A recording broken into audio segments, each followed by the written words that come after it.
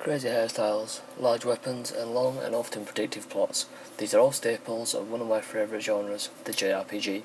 So, since it's one of my favourite genres, I thought I'd share with you my top 10 favourites. So without further ado, let's get on with it.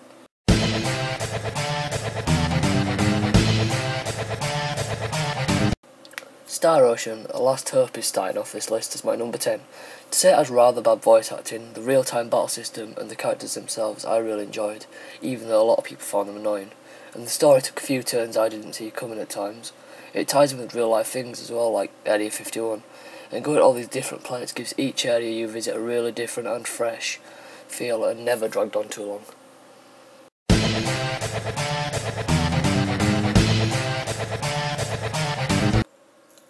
Skies of Arcadia, such a fun and different JRPG, and the reason I spent many hours glued to my Dreamcast back in day. I think just the premise alone had me hooked. Well, if someone told you it's a JRPG based on sky pirates, and you can even have ship battles and upgrade ships, would you say no? No, I wouldn't. I think the only reason it isn't higher on my list is because the normal battle system did get a bit boring later on in the game. Battles were just too full of the same enemy. But aside from that, Skies of Arcadia is easily one of the best JRPGs in my opinion.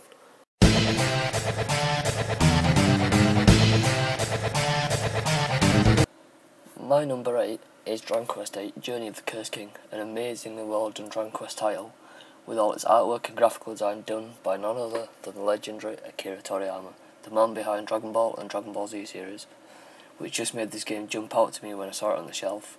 And with those visuals and the easy to use Dragon Quest battle system, and a huge open world to explore, it's a winner in my books. And with an awesome and intriguing story to go with it, makes this Dragon Quest title my favourite, and definitely needed to be in my top 10.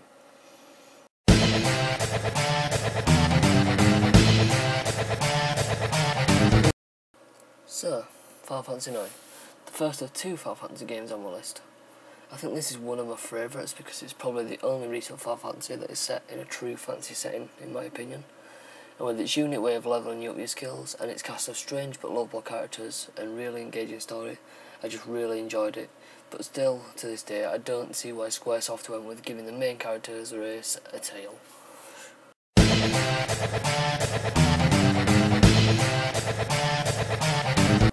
Tales of Vesperia, one of the Tales series which is by far now one of my favourite JRPG series, but strangely enough, even though I've become very fond of these games, I didn't know about them until a few years back when Tales of Eternia hit the PSP, but since then I've just fallen in love with the fast-paced real-time battle system and its anime art style.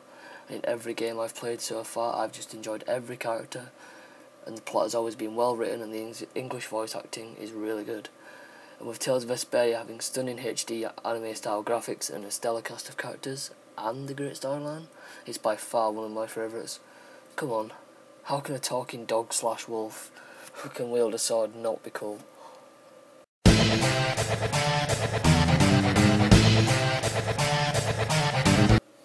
I know Xenoblade Chronicles hasn't been out too long, and I just finished it a few days ago, but I enjoyed it so much it had to be put straight into my top 10.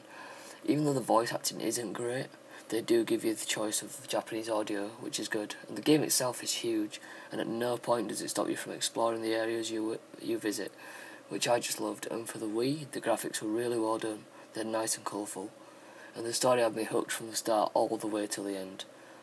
None of it seemed to drag on, and I think for me the best part was that if you died in a battle you lost nothing. All it did was send you back to your last checkpoint, which is a huge plus in my books for a JRPG.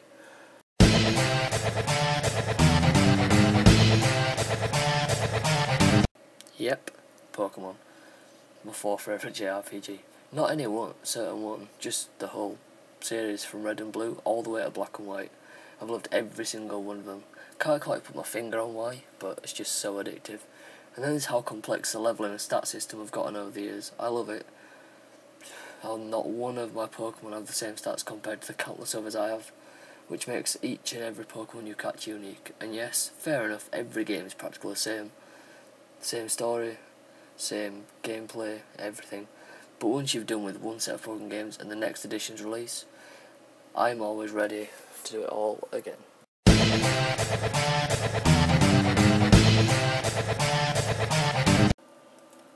Oh, I can hear them now, the fanboys screaming just because Final Fantasy 7 isn't number one on the list. Surprisingly, a few years ago it would have been, but my tastes have changed. It's my list, so yeah, shut up. Anyway, Final Fantasy 7.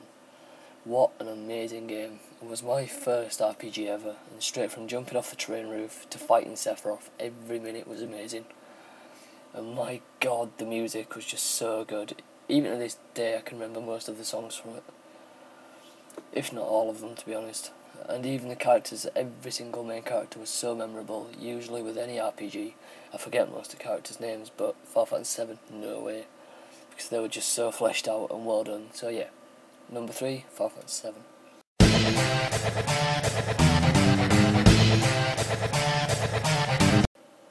Tales of Symphonia. Second Tales game on the list. I love this game for quite a few of the same reasons as I did love Tales of Vesperia, but the reasons I rated this one much higher on the list. It was my first of the Tales games I played that had the much larger anime sprites, and being a sucker for anime and manga at the time, that and the battle system had me enthralled. And the characters all had such great personalities, all had decent backstories, and even the story was amazing, just full of twists. And I even got angry at the main enemies in this game, and at points even screamed at my TV. When certain plot twists happened, I even shed a tear, which never happens with me with video games. I just got so attached to the whole thing, I just couldn't get enough. So yeah, Tales of Symphonia, my number 2. So yeah, let's finish this list and do number 1.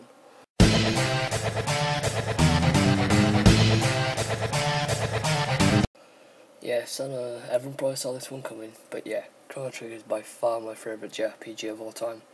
I must have played through it around 30 times by now, and I'm still not bored with it. Chrono Trigger was my first 2D RPG experience, and from putting that cartridge in and starting the game all the way at the end, I was simply addicted, because the battle system was fun, the story never got boring, the characters all had their own charm, and you could even decide if the lead character died or not. And then to find out a few years later there was multiple endings, that had it for me. I started playing it all over again, and could you ask for anything more for a great JRPG? I think not. So yeah, there you go, that's my top 10 JRPGs. Why not tell me about your top 10 JRPGs in the comment section below, or even do a video response. So anyway, comment, rate and subscribe, and I'll see you guys later. Bye.